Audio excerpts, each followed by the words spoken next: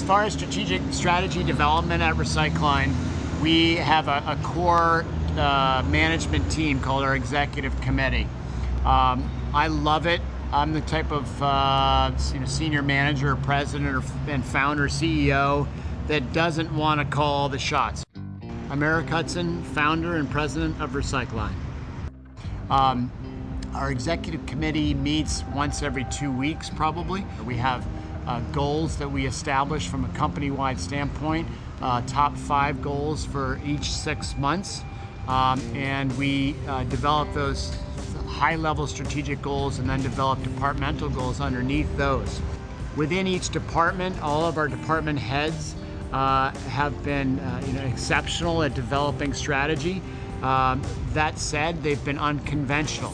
Do you feel like guests are understanding the green story here? Do you think there's anything more we need to do to kind of play that up? I think marketing plays a prominent role in our overall corporate strategy. As a consumer products company, it's all about marketing to our retail partners to get our product on shelf, and then marketing to consumers to get them to look for our product and take it home with them. I'm C.A. Webb. I'm the marketing director at Recycline. The green marketplace is a fascinating one to study. There's typically been a perception that you somehow have to sacrifice something if you're going to choose a natural or green product, that it won't clean as well, that it maybe won't last as long, it won't look as good, or maybe it will even cost more. But what I and my colleagues feel strongly about is that for green products to become part of the mainstream and to really be sustainable, and for companies like ours to be sustainable in producing them, green products have to require no sacrifice. They have to perform as well, they have to look as good, they have to compete on price, but they have to do all of that and do even more. They have to provide a really environmentally meaningful alternative to the stuff we've always known. The uniqueness of our product and story creates this unique relationship with our users. We were handing out preserved toothbrushes at Earth Day in Boston along the Charles, and a Stonyfield employee got our toothbrush back in '98 and brought it back and said, do you think these guys can make this handle out of recycled yogurt cups? At that time we were making them out of other recycled items like computer wafer chip containers and ketchup bottles. We know that the people that use preserved products both care about the earth and care about this change that's going on,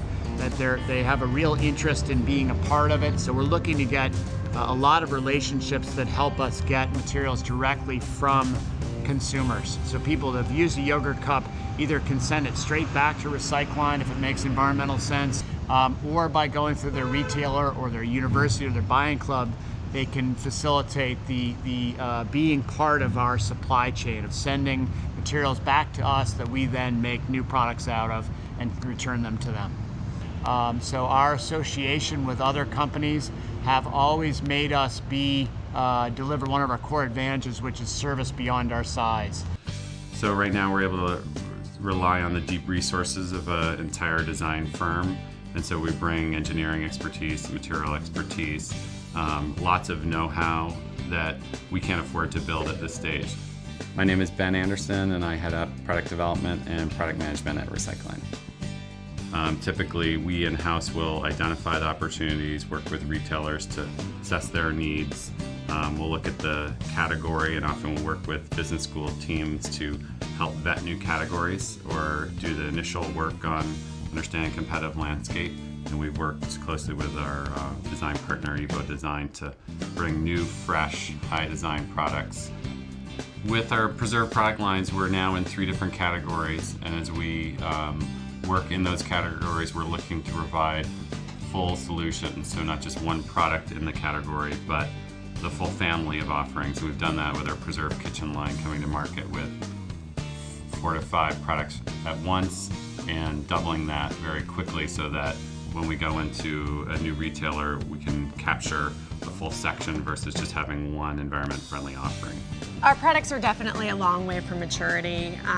They're growing fast, and I think at this point, the biggest challenge is just to keep our eye on each category and make sure that we're making sense. I got another call from a big CPG company that wants to talk to us about potentially working with them to collect their products when when consumers are finished with them. And it's interesting because I feel like I'm now starting to get a call like this every single week.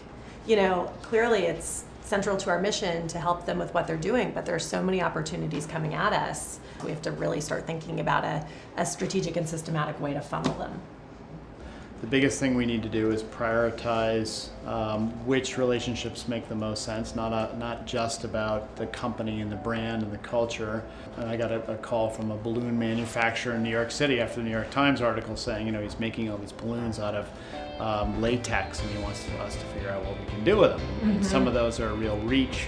But as we look at our partners calling us and people we've talked to before, whether it's obviously the Methods, Organic Valleys, the Stony Brook Farms of the world. I absolutely use strengths, weakness, opportunity, threat on a daily basis in the work I do. So whether it's developing a strategy for a channel, or whether it's thinking about whether or not we bring a new product line to market, going out and doing the competitive research, and understanding where we think the marketplace is going, requires that kind of thinking always.